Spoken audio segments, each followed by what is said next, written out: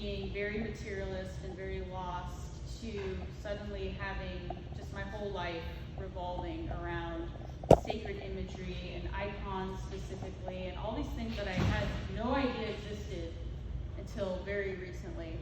And after the retreat that we all went on, and after Father Fausto talked about what you guys were going through as far as like things at home, things on the internet, things going on spiritually in the world, and the places that you guys are in right now in the role of the church, it really made me remember not only what I went through when I was a teenager and what I wish I knew, but also just how much more beautiful life is when you have imagery like this to combat the imagery that we see all the time, the music that we hear all the time, and just how difficult it is out here. So hopefully with all this information, you will feel like a little inspired and maybe have some ideas on what you can use for your own spiritual journey. But yeah, we'll just keep it pretty simple and hopefully just a visual feast is what I want to give you guys. So pure imagination, healing our hearts and minds with holy imagery. And this is a little painting I did of Mary with a halo behind her. So I'm Mary, and and drawing has always been something I loved to do when I was a little girl. I always wanted to kind of just create a world that was a lot better than the world that we lived in. I really liked order, I really liked bright colors, I really liked animals and humans getting along, and it was kind of just my way to escape from reality.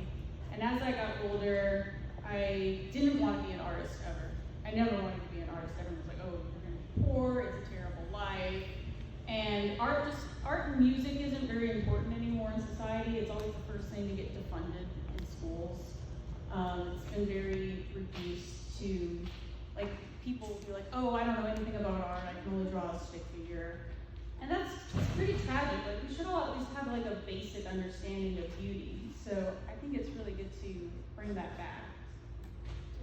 So these are just some of my inspirations. I don't know if you guys ever recognize any of these, but yeah, the first thing that ever made me interested in art was Calvin and Hobbes from Bill Watterson.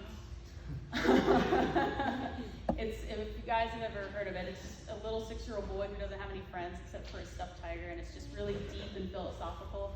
But the artist who made it, he's like the only artist I can think of that never sold out. Like all the other comic books like Garfield and Charlie Brown, they made like millions of dollars with like parade balloons and like toys and stuff. But the guy who made Calvin and Hobbes, he's like, never. Like, I'm only gonna do it for 10 years. It's gonna be pure and true and integrity, and I don't want any licensing money on it. So that's why it's just so special in that way. And then I was also really into manga, obviously. This is the one that just changed the way I drew forever. It's called Mars. It's about like a dorky artist girl who gets like a cool boyfriend with a motorcycle, and it like changed my life. And then Lion King, he is like the heart and soul of Disney movies, like all the best Disney characters he designed. And I think what made his art special is that all his best characters he based off of members of his family. So Ariel he based off of his wife, Tarzan is his son, Beast is him, I don't know what that means, and Rapunzel is based off of his daughter. And she's the whole family are all amazing artists. So if you ever like the characters feel so real, it's because he like channeled the love he had for his family and those characters, and that's why they were just so memorable. So these were like the 3 things that really made me want to do art. So this is just some art from college that I did. This was before I knew what iconography was. So I think that we kind of carry our destinies inside of us our whole lives, and it comes out in little ways. So if you're like a poet and you're going through you have a broken heart, poetry is going to reflect that. If you're angry, your music is going to reflect that. And I didn't really know what my art meant at all. I was just kind of trying new things. But as you'll see later when we look at icons, I always really liked symmetry. So this was just a random drawing I did of a girl on my iPad, but I really liked like faces and symmetry and purity and that kind of pose. So I was like, maybe I always had it inside me the whole time.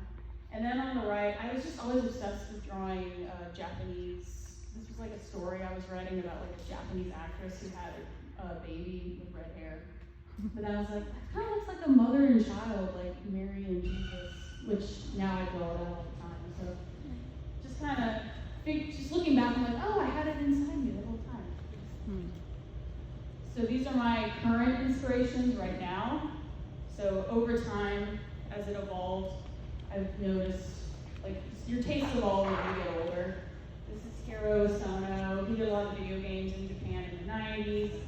This is Victor Vasnetsov. He's an illustrator who also did icons. So he like instilled fairy tale illustration with religious art, and it was really controversial at the time because it was right before the Tsar was killed, and they were getting rid of all the traditional Russian art in the country. But I just really love that painting. It's just like a little girl. You know, who knows what she's even going through? She's probably suffering in some way, but I just really, that painting just really stood out to me in the colors. And then on the right is, I'm obsessed with this artist right now. He was like the stained glass artist from Ireland.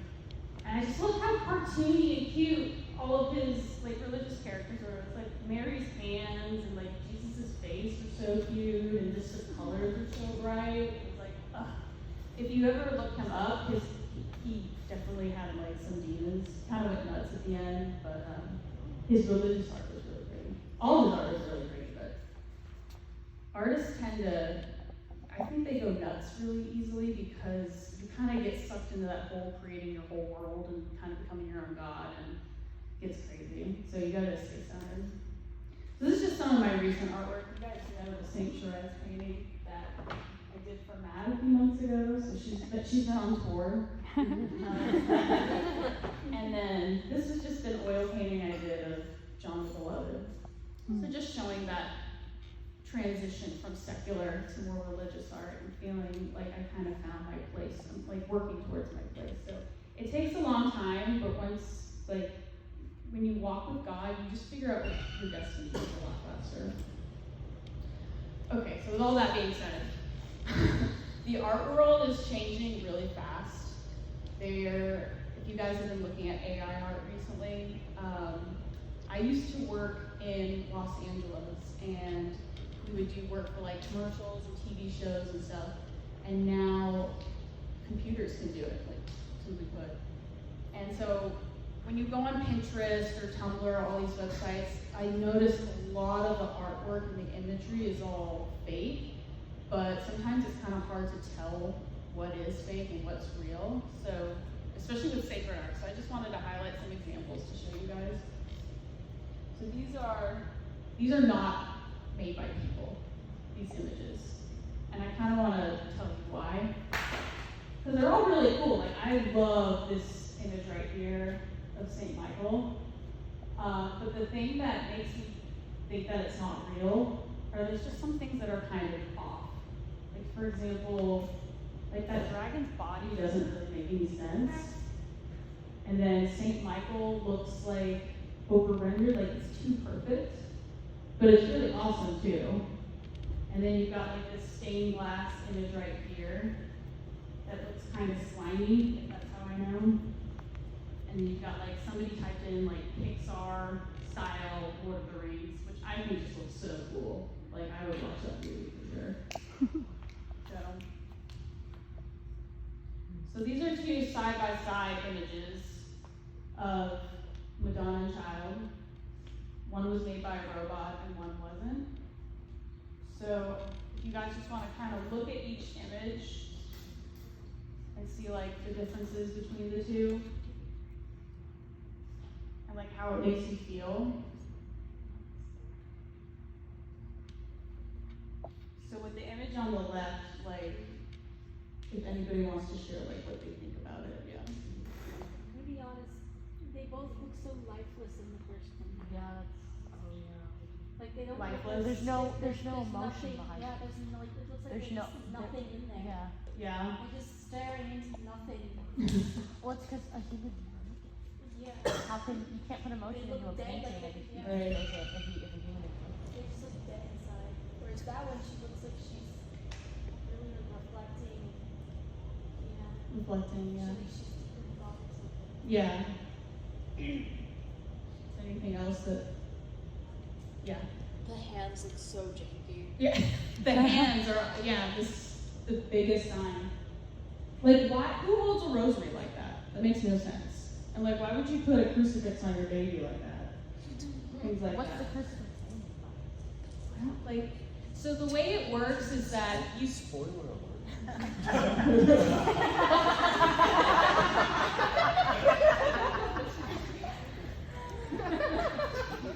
yeah, it looks really lifeless. That's like the main thing. And then the design doesn't make any sense. Like, look at her halo. Like, it's a mess. Like, it's overly put together. Or whatever that, her dress, it's like too much. It's like exhausting. Because what you do when you make this kind of imagery, like you go into a program like Imagery and you type in a prompt. So you can say like, Virgin Mary holding Jesus and with a rosary and blue and something flowers. And then the internet, the Imagery will scan the entire internet, millions and millions of images all over the internet, and within seconds will give you like 6 or 7 images that look pretty like polished. Like that looks like a finished piece of art. But it's a collage, basically. It's not, that's why it looks lifeless. Like maybe they went and found pictures of creepy dolls, and that's where they got the faces for Mary and Jesus. Or like, here's a hand that came from Mary, but the rosary didn't get in right, and then there's the 6 fingers. And then Jesus looks like he doesn't even know why he's there, and he's just like, yeah. He's like, hello. He's like, Hello. Whereas the image on the right, this is a famous image, I'm sure you've all seen it. This is Madonna on the streets, and it was painted in like 1897 by an Italian artist. And he didn't originally want to paint Mary and Jesus. He was painting an 11-year-old girl that was holding her baby brother. And so somehow by painting like the love for her brother, and who knows, like she's gazing off into the distance, and somehow Mary and Jesus kind of manifested themselves through that experience that he had.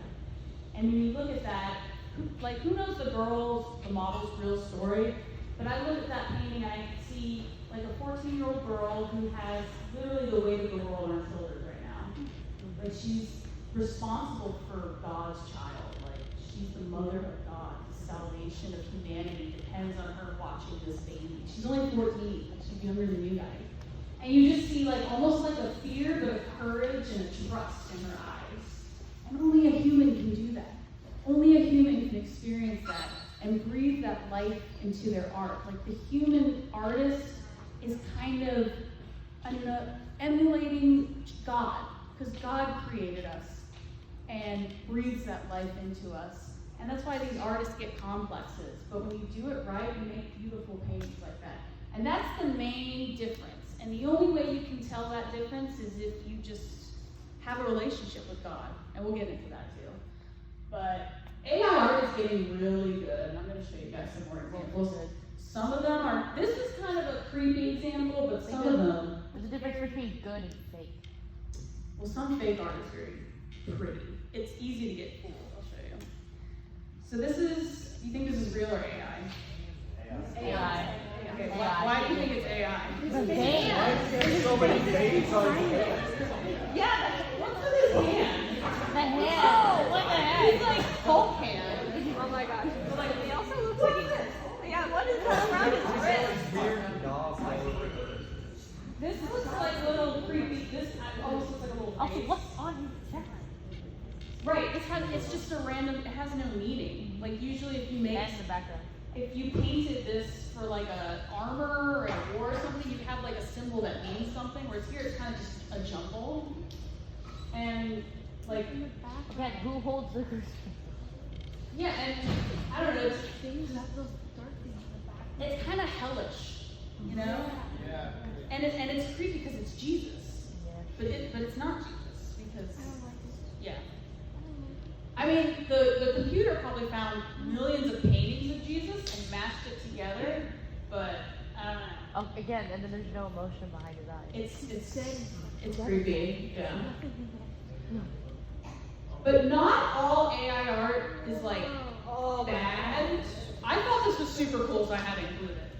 I love God being portrayed as an artist. I just think because I was just saying earlier. It's just so cool to me. But naturally, there are some things in this image that make no sense. Like, is there anything that stands out to you? Why is he on Earth, painting Earth? Like, why is his paint supplies on the ground? Like, he's like painting and then he has to. He's on Earth, painting Earth. That's coming out of Earth. I don't know if that mountain's supposed to represent heaven, but why is there a mountain in space? Right, these are And the the other questions. planets. On the other planet. Yeah. Why? How is it windy? Like, it's cool, but you're like, why? There's no air in space. How's it windy? And then people were like replacing Earth and putting like a picture of themselves. So. Why are they in space? I don't know. Okay, so I thought this was really cute. Okay. So obviously someone typed like Vincent van Gogh, Starry Night with Jesus and Joseph. Good observation.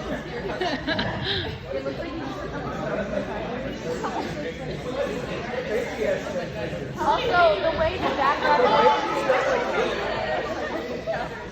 what is that? How many people did you have? Wait,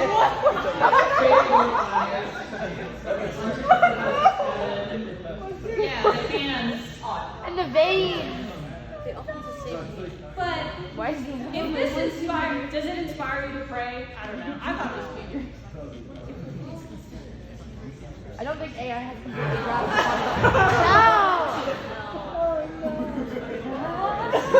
They're all cross-eyed. That is cute. And look at this Jesus right here. They're laughing. That's creepy. That's scary. That's Yeah, it's a terrible. little creepy. Okay, but where did Jesus get a phone from? That's my So question. I see when I go on Pinterest, my Pinterest is just covered in this art now because I look at it all the time. And all the comments are like Brazilian and Hispanic grandmas just going like, What? man, combo, like, I love this so much. Oh no. So a lot of people are kind of getting, I think they're getting fooled. But if it makes you love Jesus more and want to pray, awesome. But I just want you guys to be aware that to look kind of for the signs. Okay. So things are gonna get crazy. I think AI art is gonna get better. Right now we can be like, oh, there's 6 fingers, it's weird, but I think it's gonna get to the point where it's gonna be very hard to tell. And so the best way to keep your mind sharp is to just look at art that's real. So I want to introduce you quickly to icons and what they really are and how they can not only help you remember what's real and what's fake, but also assist you in your own journey to kind of like just purge your mind of all the toxic imagery that we see all the time. Like the other day, my friend sent me a TikTok link of a really lewd image in it, and like my brain downloaded it, and it like took me like 3 days to get this disgusting image out of my head. And I think the icons, I'd say 100% it was the icons next to my bed. So, what is an icon? I know there's a lot of different types of icon styles, but this is like the main Byzantine style. So if you're not a fan of Byzantine icons, there are others. So an icon comes from the Greek word, I don't know if I'm saying this right, icon, which means likeness and image. So an icon is a person or a thing regarded as a representative symbol or as worthy of veneration. So if I say like, oh, Mickey Mouse and his iconic red pants, like you look at the red pants and immediately know they're Mickey Mouse's. You look at this icon. What is that? Does anyone know who this is? I really don't want to know. Big John the Baptist. Okay. And how did you know it was John the Baptist?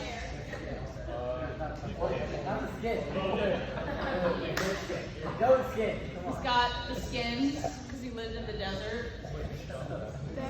He's got the wild hair, and he's malnourished. He eats bugs and honey, and the staff that he carries. The icon is also a visual aid for devotion and prayer. It's kind of like an anchor that you can place your mind inside when you're trying to pray. They're also sacramentals, so they're up there with rosaries, scapulars. They're like things that you value and take care of. They are windows to heaven, and they are written, not painted. So some people in the community get really iffy about it, but technically icons are written and the painters are called icon writers.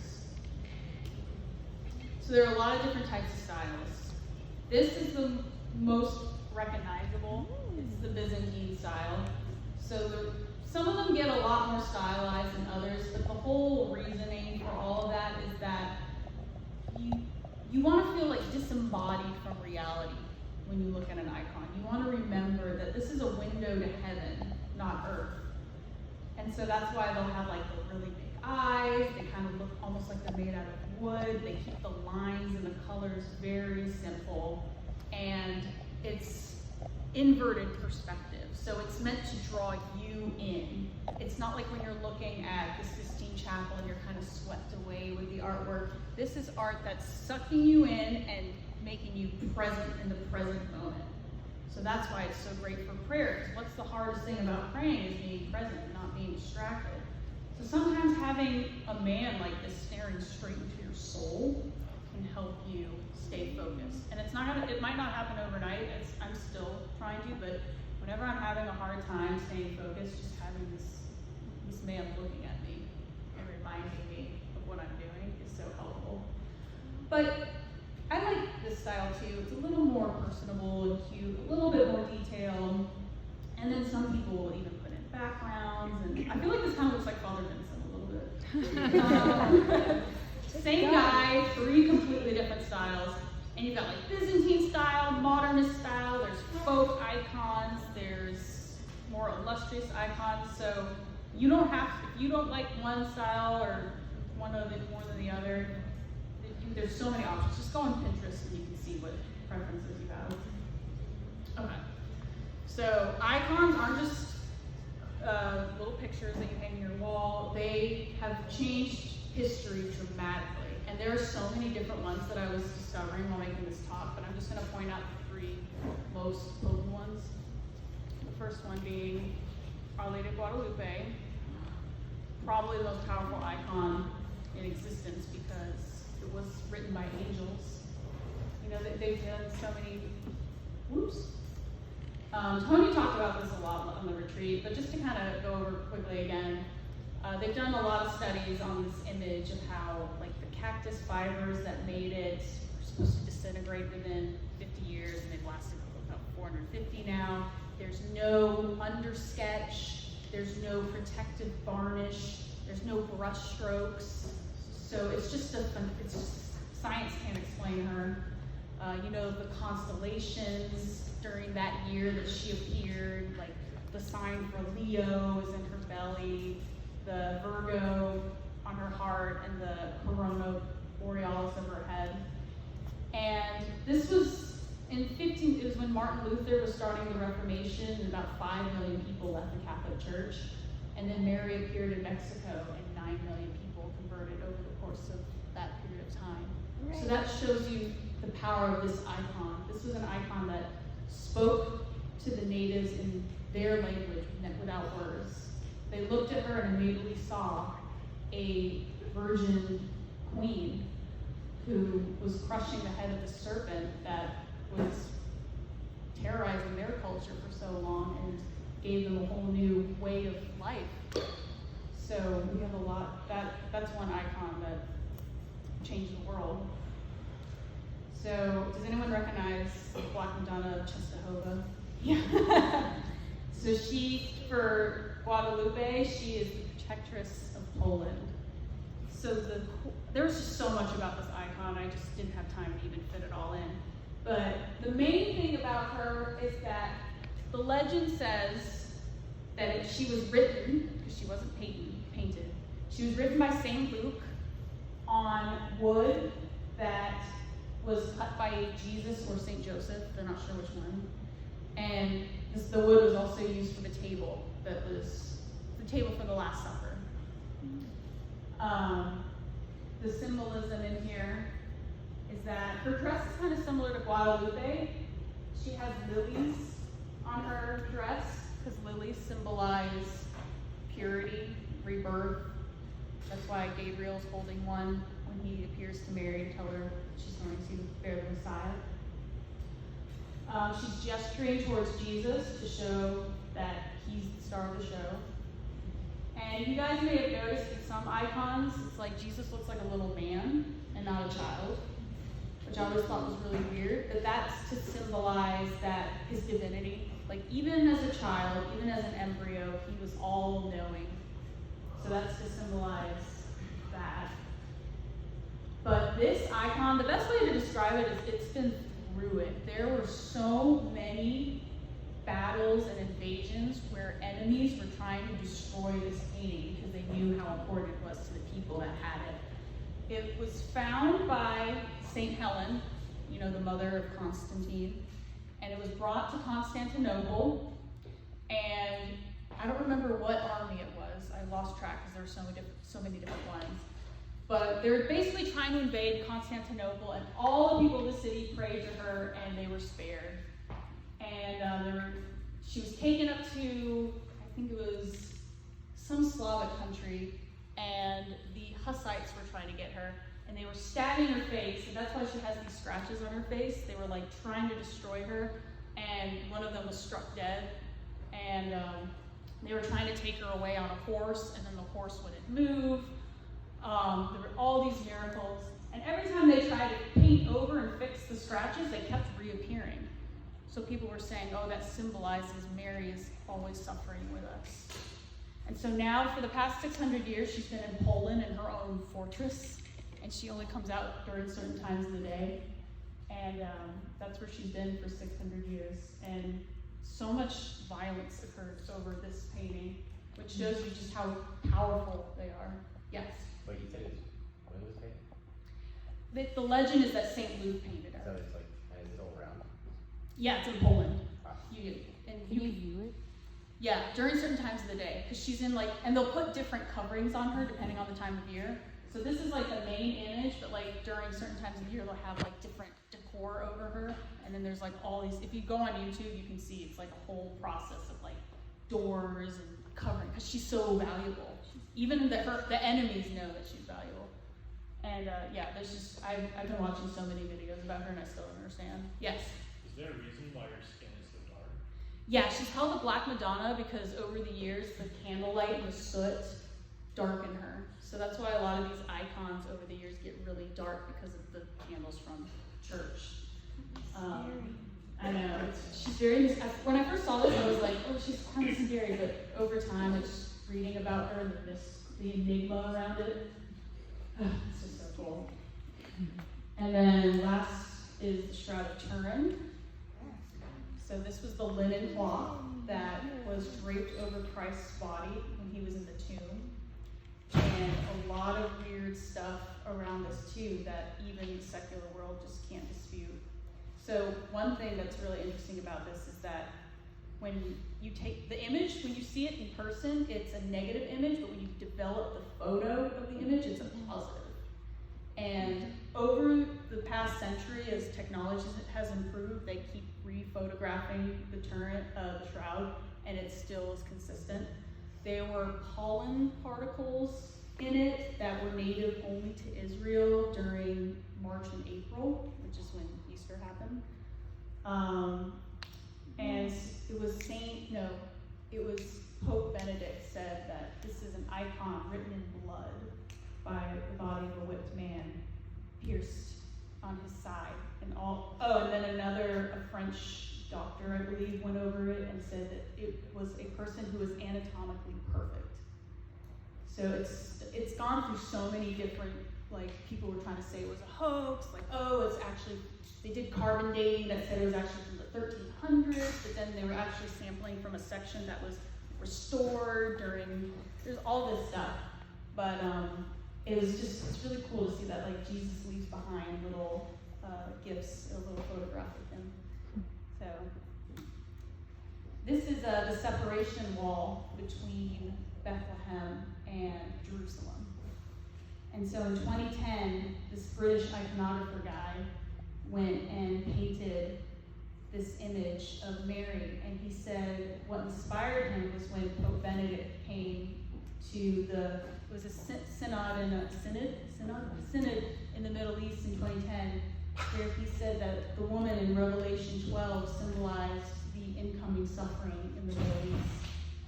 So I just thought that was such a beautiful image. It really symbolizes bringing peace to the region of the world where Jesus grew up. She looks tired.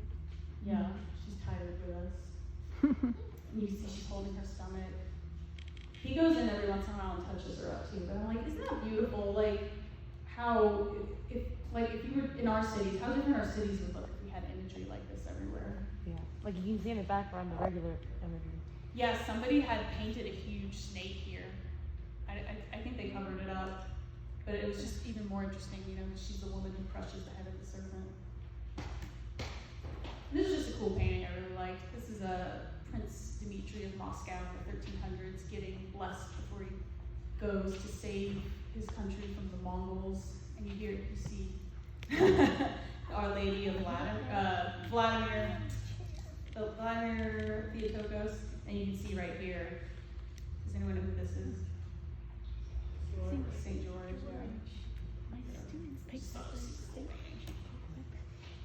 And then this is called The Last Minutes of Metropolitan Philippe. He's like the Orthodox version of a bishop. This was right before Ivan the Terrible was coming to kill him. But he just stayed in peace because he was just staying focused on an icon of Jesus' face. So even when henchmen are coming to kill you, just keep your eyes on Jesus. So people who paint icons, they're kind of called to a very priestly life. You have to purge yourself of, you have to have a clean slate. You have to say a lot of prayers and do a lot of fasting before you start painting. So if you have icons or if you get to see any in person, I'm going to show you a little bit of what goes into it so you can kind of feel like really just what goes into these images. Even if you just have copies, like they're not just drawings, it's like a process. And even if you're not just doing it on a board, you hear people doing it on the ceilings. You get these really awesome like kaleidoscope icons. This is called gilding, when they place this real gold paper that they like glue onto the ceiling. And they paint with eggs, so they stay beautiful forever. Go into that. Eggs? Yeah, I would be so scared. I hate heights, but this is so beautiful thing.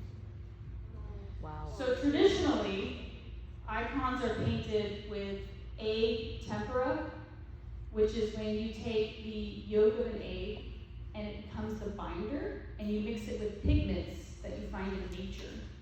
So you could go out and get like, there's like, I don't know, Georgia red clay maybe. If you just mix that with an egg, you could have paint that lasts for like 2,000 years. Because they have paintings with egg tempera from like ancient Greece that are still vibrant, beautiful. Whereas if you look at like the Mona Lisa or a lot of that Italian Renaissance art, it cracks over time and they have to go in, and that's why they're always restoring art in the Vatican, because oil doesn't last as long. Oil paint is amazing. It's amazing what you can do with it. But it's kind of funny how the paint that comes from the earth that like God gives us is the one that lasts the longest. I thought that was really cute. So that's how they make the paint. And the wood board that they make it with, it has to be cured for like 2 years. It has to be a certain type of tree. It has to be vertical lines, because that symbolizes the tree of life. And then the drawing has to pertain to certain measurements. They'll trace it onto the board, and they'll paint over it with a glue that comes from rabbit hide. And once they do that, they do red clay right here for the halo, and then they have to breathe on it to set it. And that symbolizes like how God breathed life into Adam. The artist is breathing life into the person that they're portraying. And then they build the layers with the egg tempera, and they build and build and build, and then they lay down the gold leaf, which makes the image more alive. Like, this is a reproduction, but when they have the gold, you can see it just makes such a big difference. You want my flashlight? Can you see? I'll show you when it's brighter. But yeah, the gold makes a big difference. And then once they put the varnish oil on it, it lasts for hundreds and hundreds of years. So if you invested in like a professional icon made in a monastery, that's like an heirloom that's going to go down for generations. And then you have to pray, and then you have to fast, you got to do all these things, and just such an in-depth spiritual process. It's just so cool.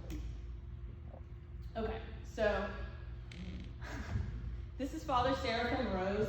He's kind of like the Orthodox Padre Pio, not quite exactly, but they love this guy. He's not his name yet, but I saw this on Pinterest, and I was like, oh, that's a really cool claim, because pornography is really just the most crazy thing of our times, just the fact that it's just so accessible and everywhere. And I personally, I'm a very visual person, but I also remember everything, and that's why I like to draw, because I can remember details, like, oh, I remember what a cat looks like, I remember what a person looks like. So when I was growing up, if I ever saw like pornographic imagery, it would just be stuck in my head. I'm sure y'all can relate to this. When you see something really jarring, whether you want it to or not, it'll come out when you least want it to. Like when you're talking to your grandma and then you just remember this horrible thing that you saw, and it's just, or when you're trying to go to sleep and then your brain just wants to unleash all these like embarrassing moments and these horrible things that you saw. And it's like, and they'll be like, oh, you should take cold showers, you need to, pray more, you need to get more hobbies. But like, what's something like that you can immediately do to like help you? And the antidote to visual poison will be visual healing. So I just want to tell y'all a little quick story. This is a painting I did recently. This was my first painting I ever did of adult Jesus, and I was really scared to do it because when you paint a person, you spend a lot of time with them. And I felt like this was something I needed to do to get to know Jesus. But rewinding a few years, when I graduated from college and I was having a lot of trouble finding a job, and all my friends moved away, and everything kind of just happened at once where I had to move back home, and I would go on these really humiliating job interviews, and I ended up waitressing very briefly and had to like do a table with a bunch of friends from high school who had just gotten like cool adult jobs, and they were like, oh, this is Mary, she just went to art school, that's why she's our waitress. And I was like, I'm gonna commit suicide. Like literally, like that was when I kind of went down a really dark path. And so I quit that job and I started like abusing substances and just got really depressed. And I had no relationship with God, I wasn't going to church.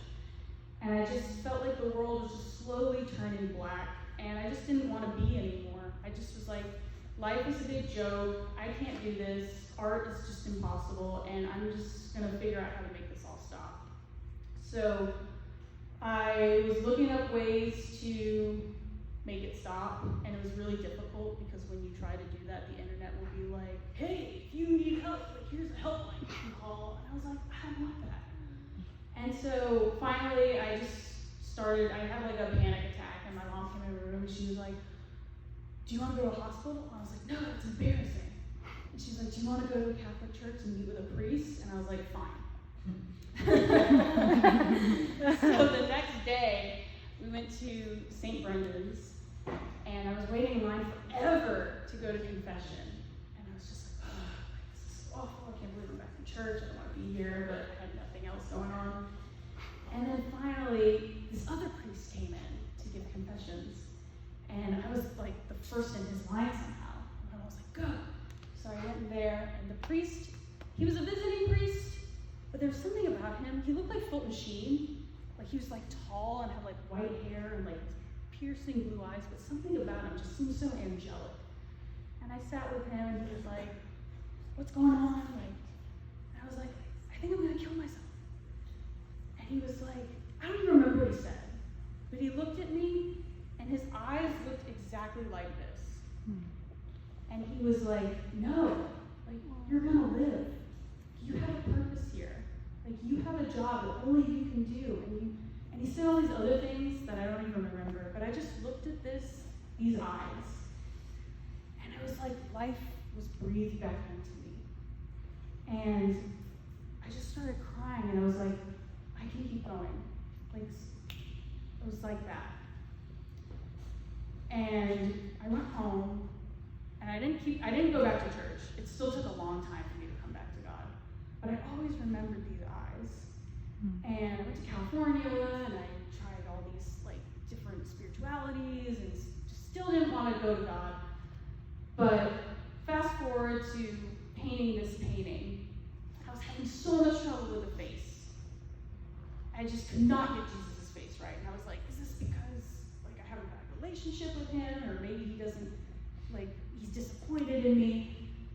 And then somehow, I can't explain it, it wasn't me, these eyes just appeared, and I remembered that moment, and I was like, he's got this, like, he's here for me, like, no matter how hard life gets, like, if you don't get that job, or that person that you're in love with doesn't love you back, or your family's falling apart, or you don't know what's going on with money, just look at these eyes, and just remember, like, he is suffering with you, he hurts with you, but you're going to get through this, and you're going to be so much stronger, and just like nobody else in the universe can give you that. Like, your family can disappoint you, your friends can disappoint you, the world's going to disappoint you, but he is always there. And after this painting, I was just like, yeah, like I can keep going. So, with all that being said, if you ever want to pray with imagery like this, there's a whole method to it called Visio Divina. And the whole process, when you look at like an image like this, I'll let you guys look at this for a second. But when I said that these images are windows to heaven, it's, even if they're really stylized and kind of weird, it's to remind you that, like, the world, this isn't it. Like, this world is so imperfect and flawed, and we're going to do our best. But what waits for us on the other side, like, that's why we suffer. So when you look at an image like this, the first step is to just gaze at it, visio. So you look at it and you just absorb the details, like a sponge. You're the viewer, you're the sponge. You look at this image, and is there anything that stands out to anyone here, for example? Like, what scene do you see? The garden. It's like the Garden of Eden. And you see here the creation of Eve. You see 3 kings that look alike, which symbolizes the Trinity. You see, it's kind of like a medieval style, but like these beautiful animals in the Garden of Eden before original sin came. The snake. Oh. And here's the foreshadowing. So it's like the whole story encompassed into one image. And so after you're done gazing, you meditate. You think, like, what stood out to me in this image? Like, why did it stand out? What's God saying to me right now? Like, is there something in my life that's missing? Is there something that I've been avoiding that's too painful to look at? Is there someone who's hurt me? Is there a memory that pops up? And then Horatio, you pray, and then you respond to those questions. Like, yes, there is a wound here. Yes, I've been avoiding this person, or I've been ignoring this pain. And then you contemplate, and that's when you just rest in God. And remember that he is here, he's everywhere. He's in every little atom in your body. He knows every little hair on your head. He knows every little atom or particle that makes up these floors, this wood, the waves of electricity. Nothing is unknown to him. And that's so comforting to know that he's in control of everything. So you just rest in that. And then there's actio, action. It's like, okay, once you come out of that trance of prayer, it's like, what are you going to do now? Like, maybe text that person who you know is hurting. or forgive that person who hurt you, or just getting out of bed earlier in the morning and trying that thing that you've been putting off, and believing in yourself even if it seems absolutely ridiculous and nobody else believes in it, and just knowing that like just God's gonna help me. God's gonna show me the way. So these are just little pictures of prayer corners. Prayer doesn't have to be just, you reciting prayers that you memorize. You can like make it cool. Like you can set up a little section in your room. You can set up a little section in a tree if you want, or in a cave, whatever. And just hang out with God. That's what prayer really is. That's what a priest, he put it that way. Is like prayer is hanging out with God. You can be reciting, you can be just thinking about Jesus' life, just pretending you're there, or just like loving him, even if you don't have the words. Like there's some days where I just don't feel like reciting anything. I just want to think about God and just be with him and let him do his work. And you can have a special little spot where you do that. And you can light candles, you can burn incense, you can engage all the senses. You can do whatever feels right for you. And if you go, we have a shop here at St. Michael's, you can buy icons, or if you have extra money, you can commission someone. If you don't have any money, you can just print it off of Pinterest, whatever works for you. Okay, so this is the end. So in conclusion, so is seeing believing? So if you go into the Catechism of the Catholic Church, there's a little passage where it says, St. John Damascus, he says, like I see the image of God, and it's like when you see a beautiful meadow, and it breathes life into me. So if you struggle with your belief, which we all do, looking at these images can help you. It can breathe that life into you, like when I was saying, when I saw Jesus' eyes in this priest, and I went from being in a black hole to having life in me again. It's like fake it till you make it. Like, you guys are all here, so you're already you're so much further along than I was. But if that's something you struggle with, just having these images around can help. And is believing seeing? There's another passage in the Catechism that says, if you already believe, having sacred imagery in your home and in your life will nourish your faith. So, because those days will come where you do struggle and you're like, if God loves me, why would he let this happen to me? But just like, if you had pictures of your best friend, just having them around and just keeping them close to you and remembering that eventually you will see them. So, yeah, that's it.